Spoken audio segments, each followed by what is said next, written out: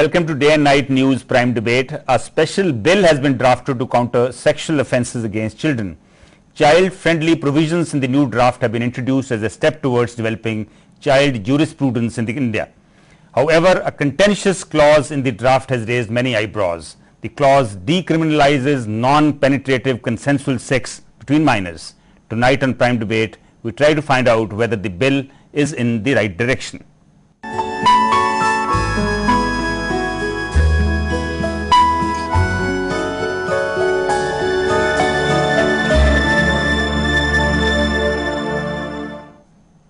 What is the correct age for sex? 12, 14, 16, 18 or more?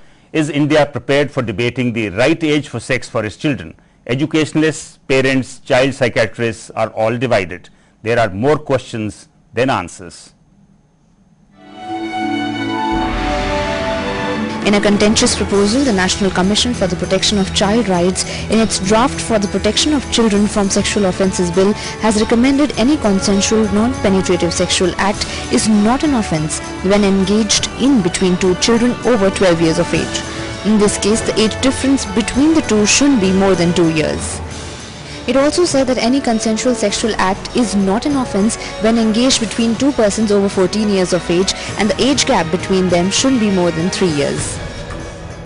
According to Aparna Bhatt, a Supreme Court lawyer who was part of a National Commission for Protection of Child Rights group that drafted the bill, the gradation of age down to 12 years was to decriminalize sexual exploration by two children.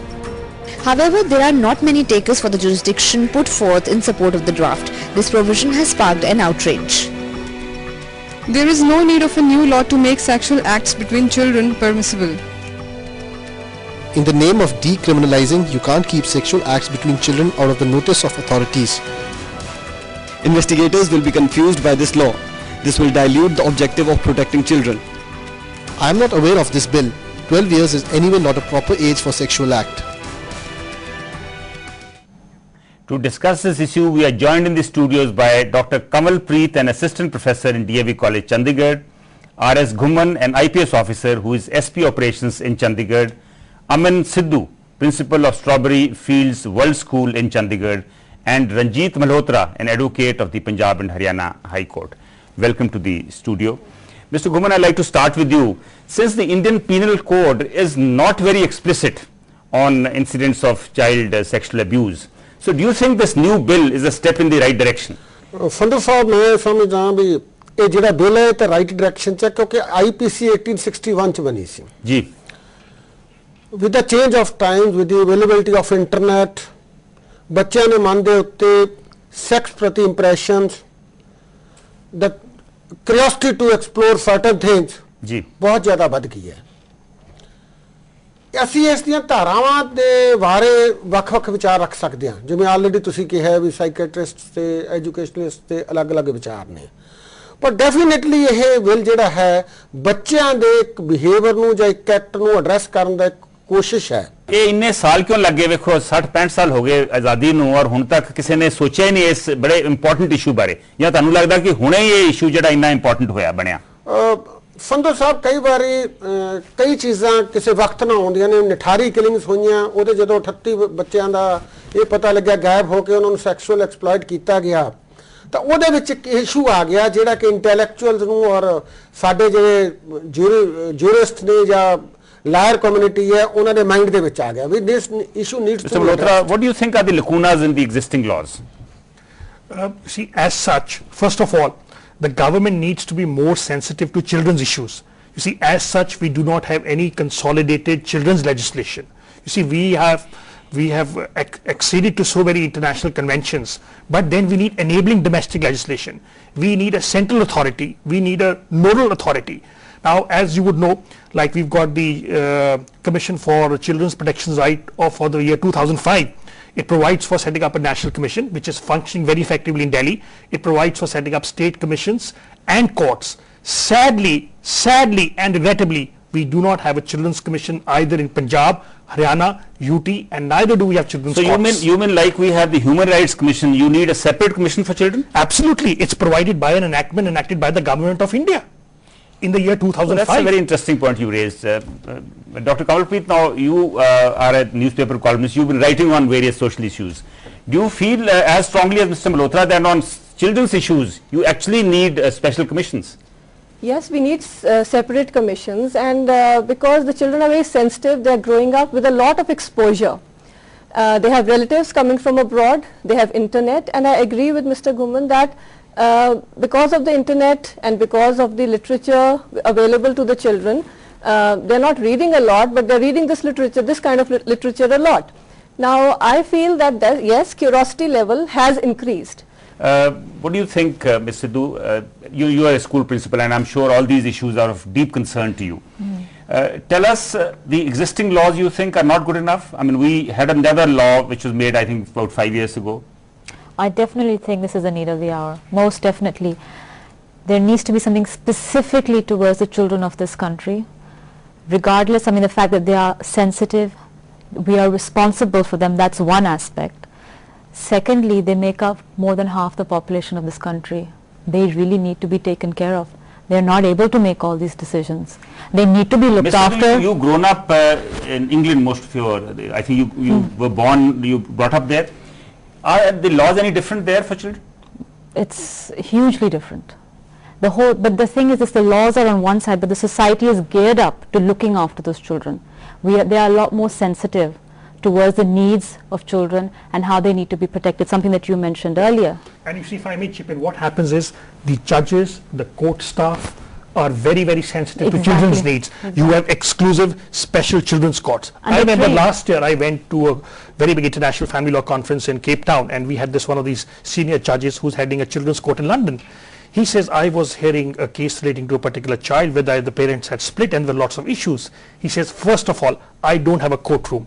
I sit on a plain, simple, normal table. I learned it was the child's birthday, so we organized a cake and balloons for him in the courtroom itself.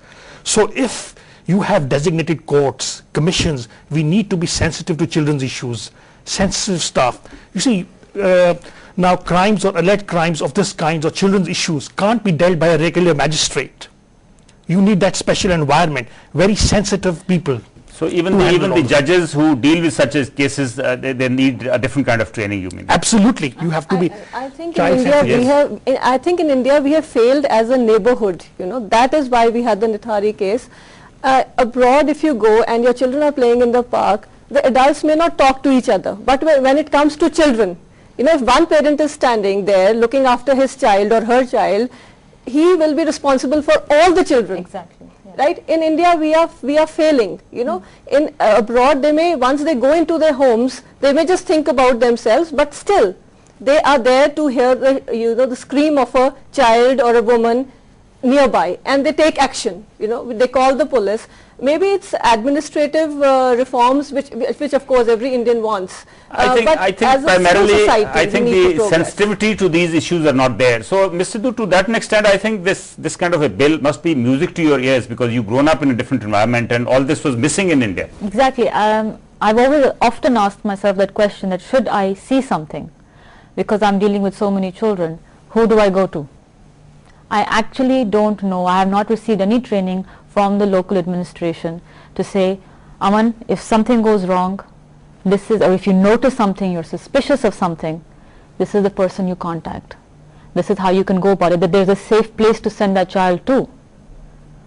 Well, I think you raise a very interesting point. Mr. Ghumman, now here is the principal saying that if she was to notice some aberration somewhere, she doesn't know who to approach. So is there some kind of an awareness level which is lacking as far as the police is concerned? I would like to say, Sandhu Saab, that there is a special women and child sports unit in Chandigarh police itself.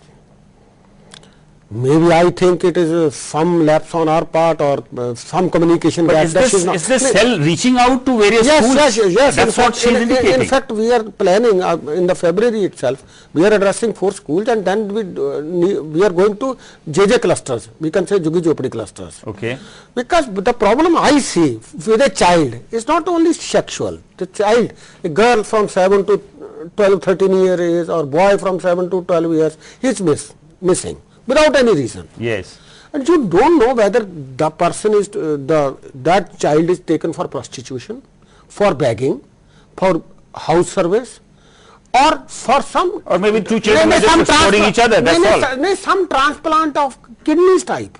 It may be to that scale also. Have you been receiving those kind of cases? This is, as an officer, this is my curiosity. Right. We have to very, we can say, sensitive to all this. But the point Ms. Sidhu raises is very interesting, that I think the police needs to reach out to various schools, colleges, the children perhaps directly in some way or the other. I fully agree with you. In fact, we have planned as in February only, because then there are exams in March. We are reaching out to schools and colleges, for girls also, for boys also. For that, there is no systematic exploitation of some operation by some gang who can involve in this. We are already aware of the problem, but only thing that this still needs very hard groundwork to contact and come in contact with each other to sort out these issues. Right. Mr. Malhotra, before you go into a break, would you like to add to what he said? Because you have a lot of experience of an exposure abroad. Yeah, I would like to ask you one question. In these women and children cells, do you have police officers or staff who are sensitive to the atrocities and the difficulties faced by women and children? You see, I have seen as a lawyer and as a citizen, it requires a lot of effort and courage to walk up to a women's cell or whatever. And then if you are dealt by an ordinary regular policeman, it puts off people. You know, I've seen dowry matters. I think Mr. Ghumman, he's raising a very important point. What he's saying is that are those people there trained to handle this kind of crime? I think we'll talk about it. We'll talk about it. It's time for a short break now. We'll continue the discussion when we return. Welcome back. After the break, we are discussing the Child Protection Bill. Mr. Ghumman, Mr. Malhotra raised the point that are those people in those cells which deal with women and children, are they trained specifically to handle that kind of crime? Bilkul, Sandhu Sahab. We have 2 women inspectors in our women's cell, and more lady staff also. Apart from this, we take the help of, we can say, some psychologists. In case of need, they help us in certain issues. That's what I wanted to add, that when somebody goes to report, besides the police, you need volunteers. You need people in, plain clothes who are there. The child, if in this case a woman or a child, when they enter, police, we are brought up with the notion that, police, right from beginning the children are very uncomfortable somehow. So we need some volunteers, which is there in the Western countries. Tanu, kai ideas mil rahe ji. I think another idea that maybe you need volunteers.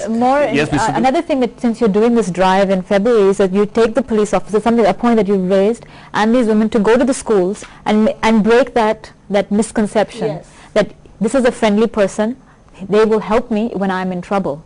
I can go to this person. It may be any problem. And absolutely. Some very valid points. Now, Mr. Malhotra, I want to touch on specific clauses of the new bill which is under consideration.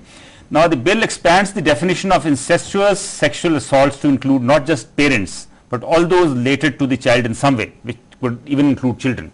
Do you think it's a step in the including teachers? Do you think it's a step in the right direction? I think it's a step in the right direction. If you may have read in the papers recently about this doctor from AIIMS abusing this 8-year-old boy, and then the National Commission for Protection of Children's Rights has sort of taken suo motu action. The ambit has become very wide. One more thing I would suggest is that this act, like the provisions of the Hindu Marriage Act, should have extraterritorial applications, so that you have alleged child offenders who may come to a place like Goa and then they may vanish. So extraterritorial application to potential or alleged child offenders who may have sort of disappeared to their home countries or foreign countries. They need to be tracked, and perhaps when they move from one place to the other place, the police there needs to be informed. Yeah, in fact, what could be